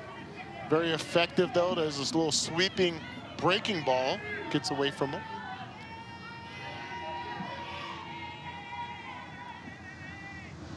Three-one hit him. Keegan Roth tosses the bat away, shakes out the shoulder, takes a high 5. This inning has gone double, single, intentional walk, double, wild pitch, hit by pitch. And there's still nobody out in the 5th. Now batting number 11, Knox Hotchkiss.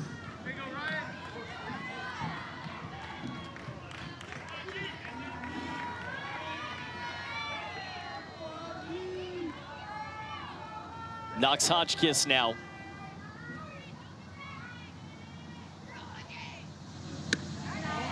Runner goes from first, throw is cut off. That'll allow the runner to go down to second. Second and third now with nobody out. So it's 4-0 Kearney, Nebraska. Sioux Falls, South Dakota has scored 3 times in each of the last 2 innings. Infield stand in play. Back to the pitcher. Runner coming home. Got him hung up. Throw to third. Tag is in time. Nice play. Smith completely cool under the pressure. That's finally the first out. Yeah, this is such a tough break for Schaap at third base because the ball's hit so hard up the middle. The field dimensions are so short that you want to try to get that jump and be aggressive at third base. But great heads-up play by Ryan Smith to chop him down at third. Runners on first and second. No Kokenge.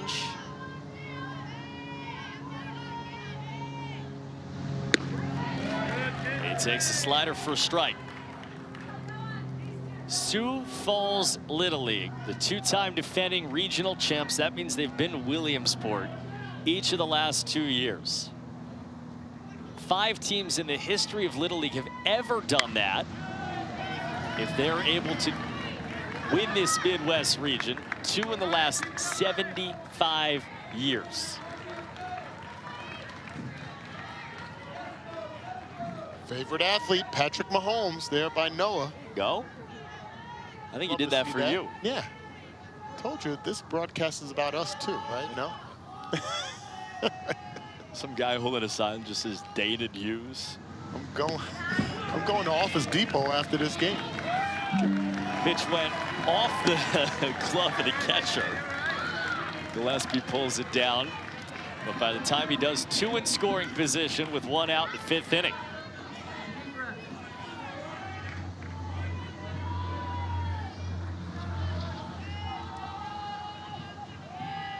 The 1-2. Swing and a miss. Big strikeout for Ryan Smith. Put that on a sign. Yeah, the high heat from Ryan Smith. His first strikeout today.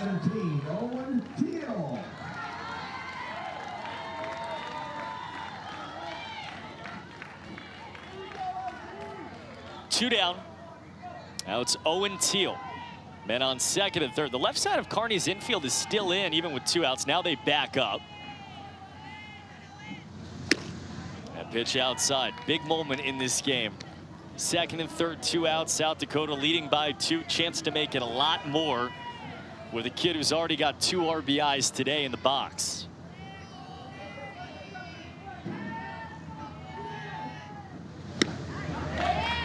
Got the inside corner.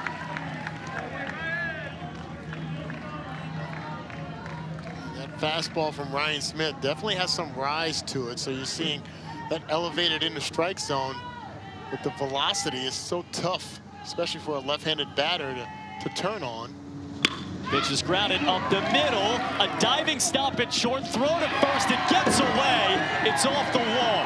2 score. It's 9 for South Dakota. It's 5 in the inning to take the lead in the 5th.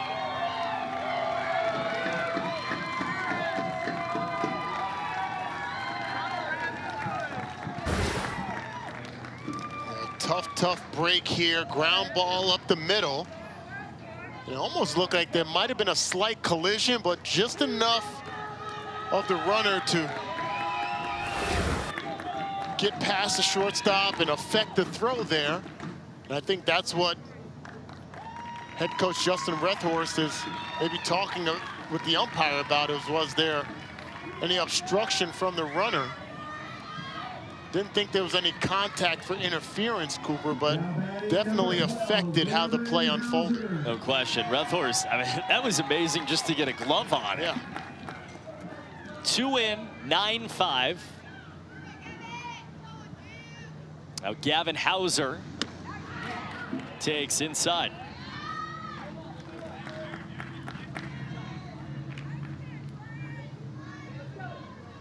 This is what we've seen here. So much of what Sioux Falls has done. Again, their run through South Dakota and the state tournament there was not a cakewalk. And we've seen that from teams, right? They show up here, they've won every game 10, 11, 12, nothing. They lost a game in their state tournament, turned around, had to win against adversity.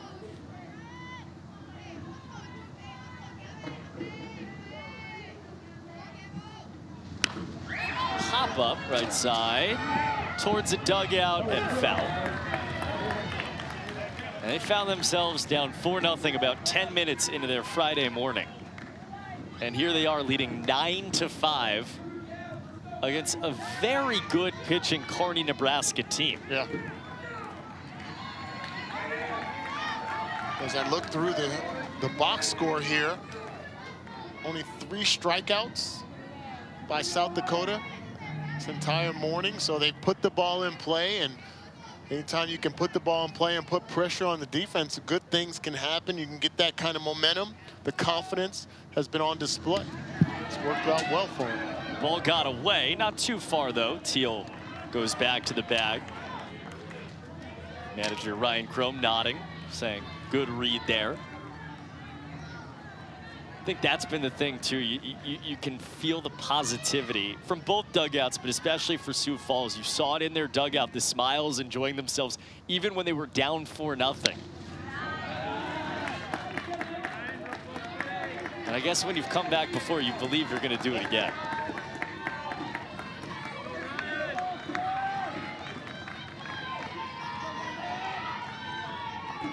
There they are. 3-2, 2-down man on second. Hauser jumps out of the way. Guess he went around. It gets away, runs down to first base, and he's there. He's going to turn the corner and go to second, and he's there.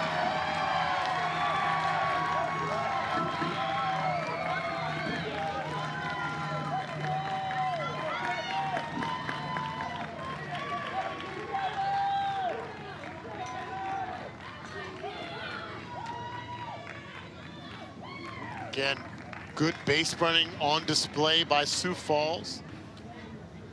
Seemed like there might have been a concern as to whether that ball hit the batter there, Gavin Hauser, but again, foot on the gas pedal by Sioux Falls, and they have a pitching change.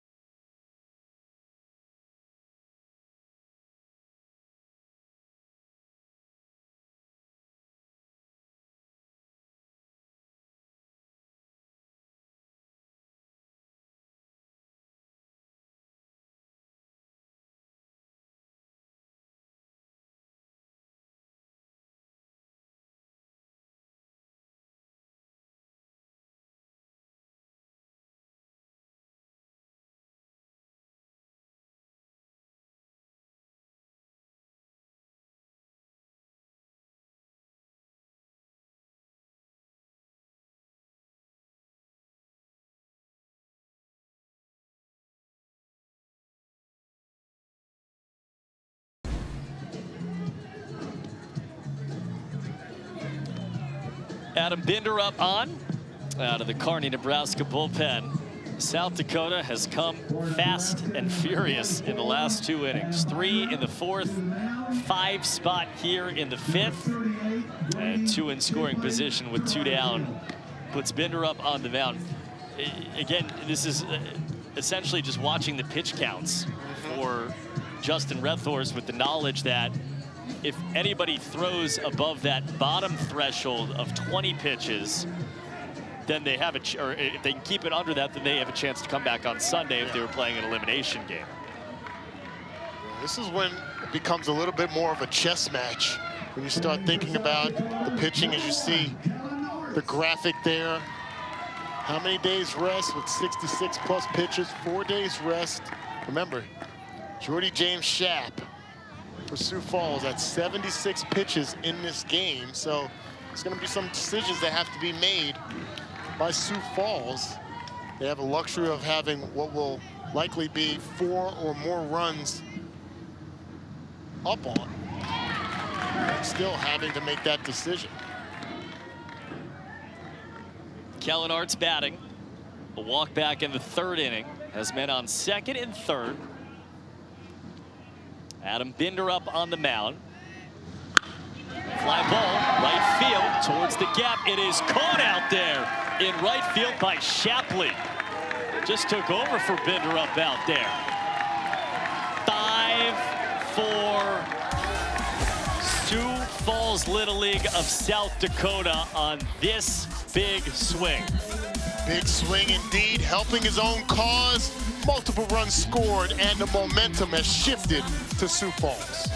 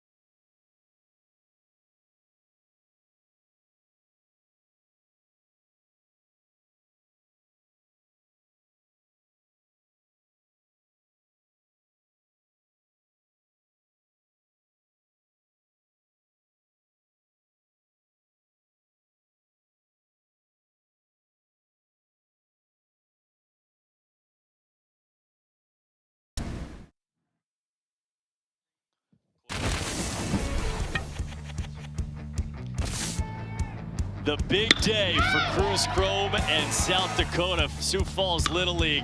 He is singled, he has doubled, he's got a huge bunt, he's got his team in the lead. The table setter getting it done. Coach's son.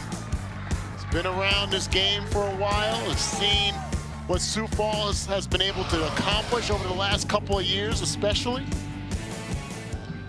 Doing it right. And doing it under, of course, his manager, his dad, in Ryan Chrome. It's been so special for them to spend this time together. And we asked, well, obviously, you know, coach who played baseball at a high level, sports at a high level, you're the best athlete in the family.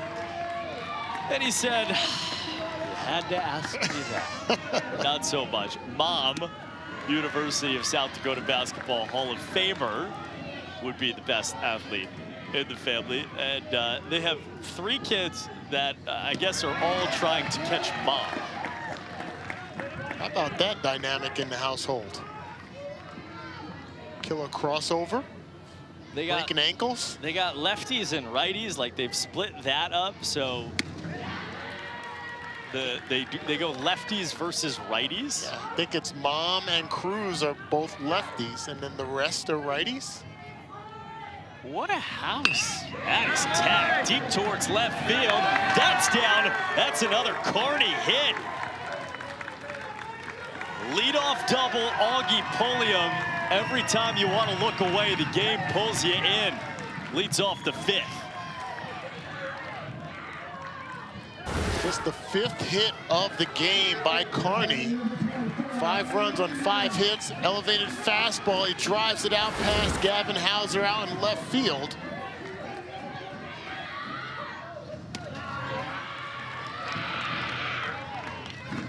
Carney not done yet. They scored 4 in the first inning. They've had traffic against J.J. Schaap, the Sioux Falls, South Dakota starter. They trail by 4 with 6 offensive outs to go in the bottom of the 5th inning of a 6-inning game.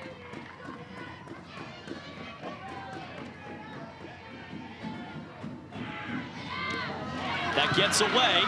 Pulliam pulls in to third base. That was also the 83rd pitch of the day for J.J. Schaap. His pitch count will be 85. That's the most you can throw. You're allowed to finish the batter in a Little League game.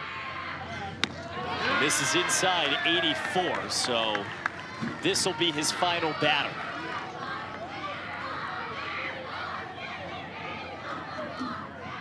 A lot of toughness displayed on the mound today by JJ. As he walks Binder up to end his day. Might be getting a little fatigued out there. They're going to make the change.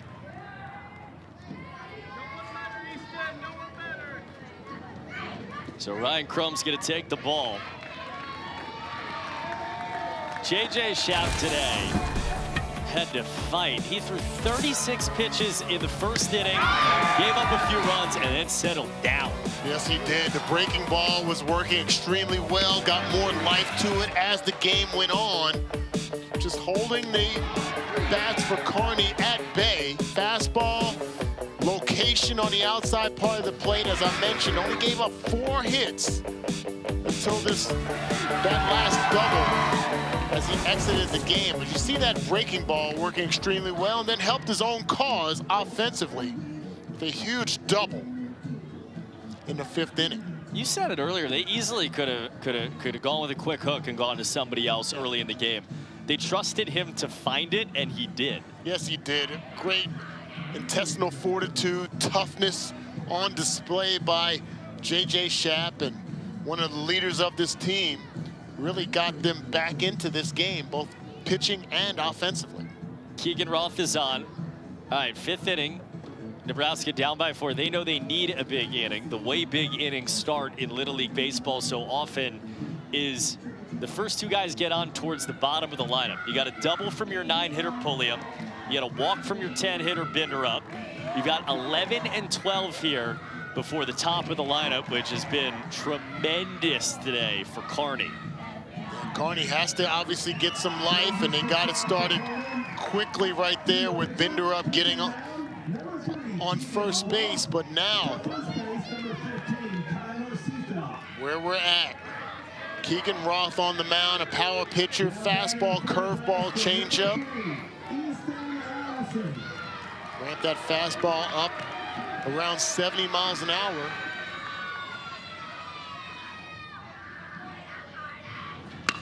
First pitch, line to short, chance for 2. They got him! Kokenge the catch and finishes off a double play on 1 pitch. Noah Kokenge playing shortstop in fine fashion. Great presence of mind, strong throw right there. Base running error, 2 quick outs for Sioux Falls. Pitch gets away, not too far. Noah Kokenge, who we asked how tall he was. Questionnaires coming in. He goes, I'm 5'2.5". And he needed that 1/2 right there. What is it? Like at a certain point, you stop telling people if you're a 1/2 inch or like a quarter. It depends. That's it. Like I'm 5'11.5". You are? Yeah. I'm not 6 foot. I'm 6'2". 0.25? According to me. 6'2" flat. I just like to round up. So you're 6'1 3/4"? I didn't say. I said I was 6'2". That's what's in my bio. Shoes on. Checking your ABS zone. Counts 3-1 on Reed Anderson.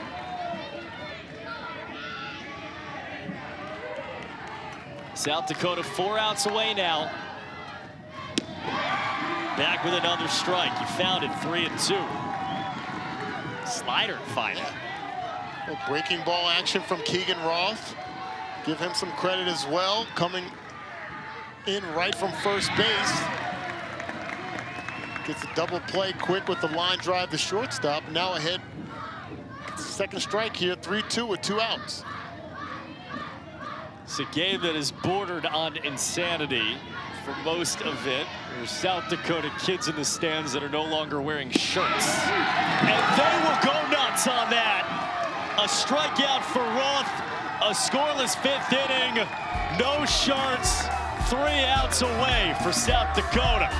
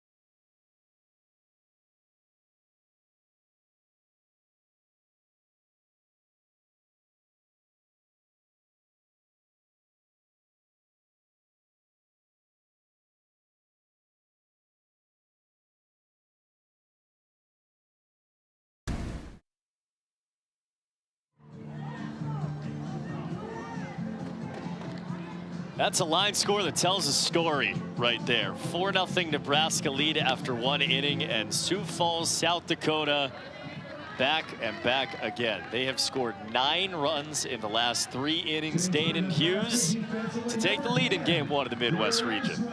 Double-digit hits. Just showing toughness, man. You're talking about takeaways, and I know we'll do that after this 6th inning. Takeaways from this game is the toughness displayed by Sioux Falls. They hadn't played a game in 2.5 weeks, almost 3 weeks since they won state. Maybe contribute a little bit of that to the slow start, but man, when they put their foot on the gas pedal, they gotten things going. Adam Binder up to Kyler Seafelt. He tags one to center. Right there. Easy catch for Colin George. 1 down to start the 6th inning of a 6-inning game. It's just what a game it's been. And look, there's another 7 days of this region, and there are a lot of regionals going on, obviously, around the country to get us to Williamsport. This is about as good of a game at this level as you're going to get.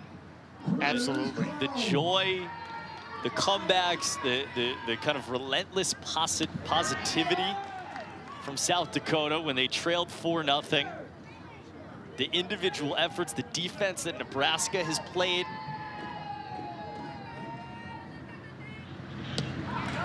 It's 2-0 on Cruz Chrome, who's been one of the stars of South Dakota's day.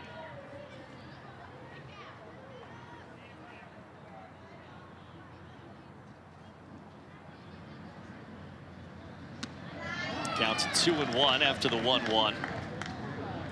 Singled in the 1st, the bunt in the 3rd that led to a run, and then the double in the 5th inning. The 5-run 5th. He takes this one down the line, knuckling, a diving attempt. It's pulled in. Shapley again, a second big-time play out there.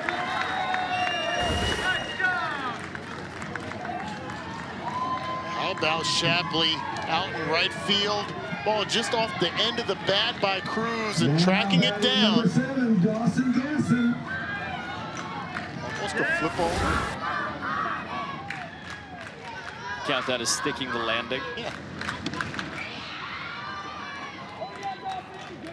Very wide receiver thing to say.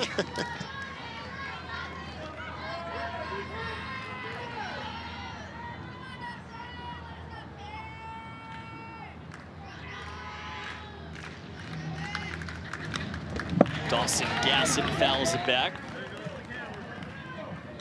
For Nebraska, as they try to score 4 times in the bottom of this 6th inning, they have the top of their lineup up. Maddox Rethorse, Ryan Smith, Colin George.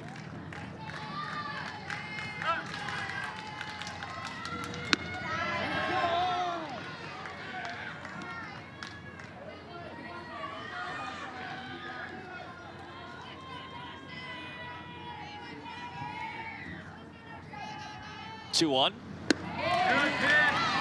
It's 3-1. We'll follow this at 1 o'clock. North Dakota and Iowa.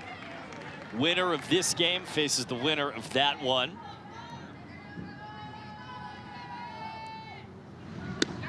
As that's outside. That is the amazing part of this bracket, and the fact that you've won your state championship. If you win this game, South Dakota's trying to hold on to do it, you're 3 wins away from Williamsport. It's huge to get that first win in the first game in this format, Cooper, as you mentioned. The luxury of the rest that you'll get, quick turnaround to play the winner versus winner. But outside of that, sitting in the driver's seat. Jack Mathieson takes outside. They are running for the catcher at first base, which you can do with 2 outs, and Cruz Chrome was involved in that play down at first. 10 hits, 9 runs for Sioux Falls Little League out of South Dakota. The 2-time defending champions in this regional. Right side of the air and caught very nicely over there at first base to end the inning. 9-5, we go bottom 6. Top of the lineup up for Nebraska. They need 4 runs when we come back. There's nothing better.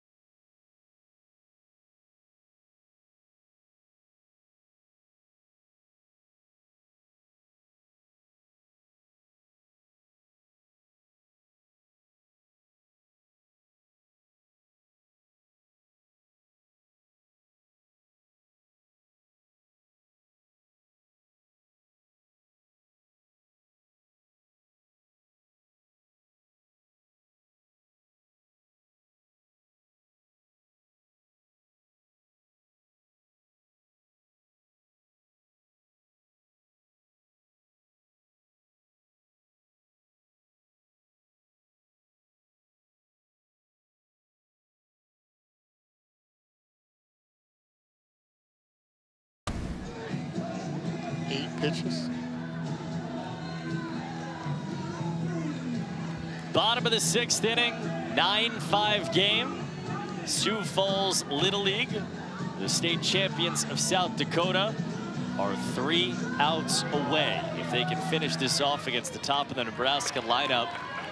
Crazy game, but here we are in a place, Danon, that South Dakota has been a lot on this field, which is 3 outs away from winning a game. So impressive what you continue to see from Sioux Falls year after year, team after team, no returners, yet they figure out ways just to continue to get it done. Maddox Rethorst, #1 hitter, and it counts 1-1.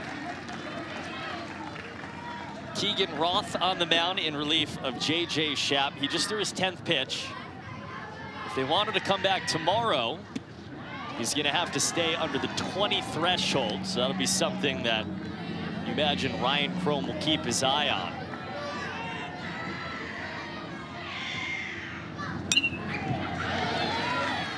Well, we've seen Roth walk into this game from first base and throw strike after strike.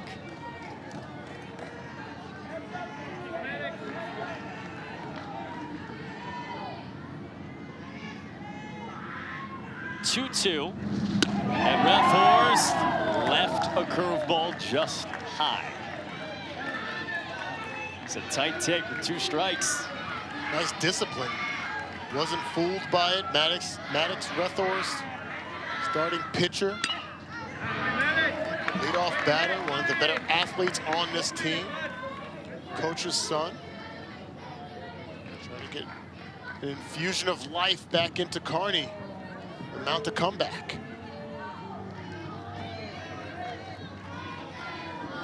State champions of Nebraska, Kearney, did not lose in their state tournament. And that is foul tipped, held on to by Dawson Gassett. 7-pitch battle, and it's won by Keegan Roth. Moving the ball on both sides of the plate, then elevating the breaking ball there. Foul tip secured by Gaston behind the plate for the first out. Ryan Smith, hop up, right side towards second. Knocks Hotchkiss, 2 down.